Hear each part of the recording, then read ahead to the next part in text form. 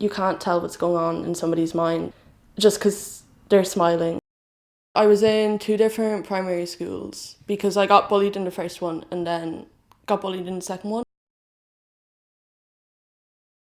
And then I started in an all-girls school in secondary school. I was bullied in the 2 primary schools and 1 secondary school, and when I spoke to the teachers or the principal, it was mostly just, oh, kids will be kids and get over it. Most schools focus on uniform and what you wear to school. I had a school counsellor that I went to, but a lot of the stuff I said went back to the principal, and then the principal would ring my mum. I was never very much a concern, it was more so how the school looked. When I was in 5th year, I left a month before 5th year ended because I started facing a lot of mental health challenges and difficulties. I moved up to Dublin and started school in a really academically focused school because other people in my year were doing really well and I wanted to do really well with them as well, and so I started putting a lot of pressure on myself to work really hard, and if I work really hard then I'll be a good person. It just started having a really negative effect on me. I just said going back, I need to leave because if I continue I will completely crash. I suppose one of the main issues we see with a lot of young people is that the traditional educational system doesn't always suit them. So if you go into school and you're not doing well through the Leaving Cert process, there's very few options for people to avail of education outside of that, because most of the stuff is a follow-on from the Leaving Cert. People will kind of take it personally that I'm a failure.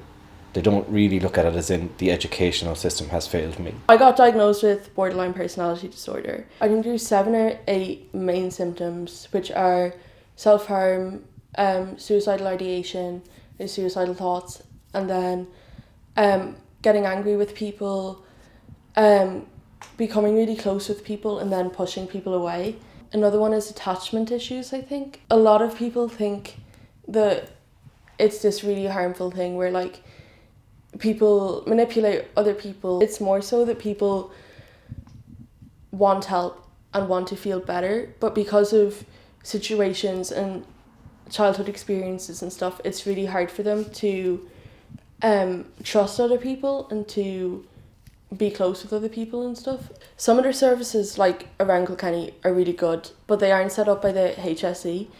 We have Chalk Tom, but the HSE in Kilkenny doesn't recognise that. So if you were to go into A&E in St Luke's Hospital and then talk to a psychiatrist, they'd say oh, go home and you haven't done anything, so you can go home, because if you're saying you're suicidal and haven't acted on it, then you're okay. I work at Chalk Tom, and that's a safe space for a lot of young people with mental health issues to come and receive free counselling. I suppose the main thing that Chalk Tom tries to do is reduce barriers for people receiving counselling help. So with waiting lists and costs, some people are put off coming to get help, so we try and make sure that they have a space immediately.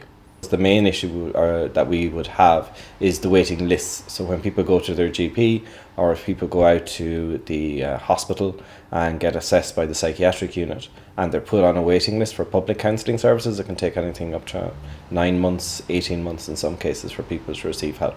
So here we meet them within maybe 24 hours and they have an assessment done, and they normally have their first counselling session within a week. The other barrier will be costs, that if people were to go privately, the cost for private counselling is between 60 €80 euro.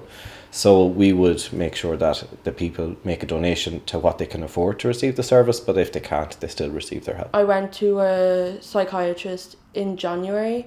I had to go through all these steps and processes and talk to so many people before I saw him, and then at the end of it there was still no outcome. It was just kind of, oh yeah, you're fine, go back home, we're going to send you back to your GP because there's no point in you being in this system. I had a few suicide attempts before, and he then said that I wouldn't die and that if I just waited it out I'd be fine, and that I am fine now because I haven't died, kind of thing.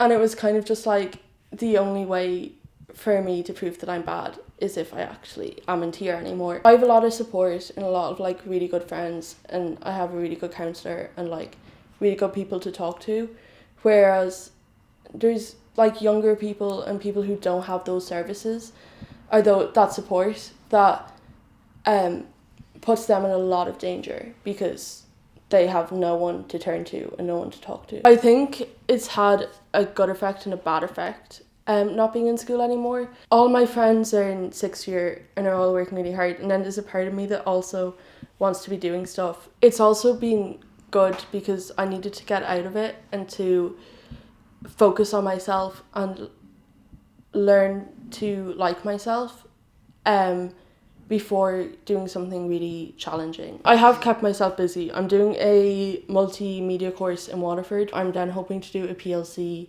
on youth work and addiction studies. I'm meeting up with friends regularly, and I like to do youth work stuff as well. My mental health was really bad and negative, which is when I joined a youth group, and that made a huge difference. Youth work has changed my life a lot. When I first joined Ossory Youth in Kilkenny, I was 15, I think. There were these really good youth workers and really good young people in it who were just really friendly and made me feel welcome and included. It's all been really cool stuff that it was really good to get involved in and to talk about and to kind of be able to do with people who are passionate about that kind of thing as well. And then this year I've kind of gone on to do more youth work stuff and more kind of meeting people from different countries. I've written articles for spunout.ie. I wrote stuff on how youth work changed my life and how that really helped with my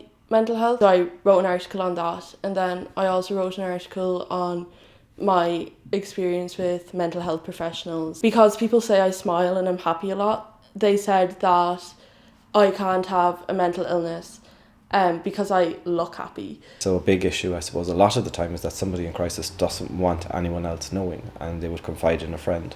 And I suppose where we would see the consequences if something happens, we would always advise that the friend get in touch with somebody. Don't take the burden on yourself, that you can actually come in and get advice for yourself around how to manage your friend or encourage your friend to get help, but to always try and get somebody else involved.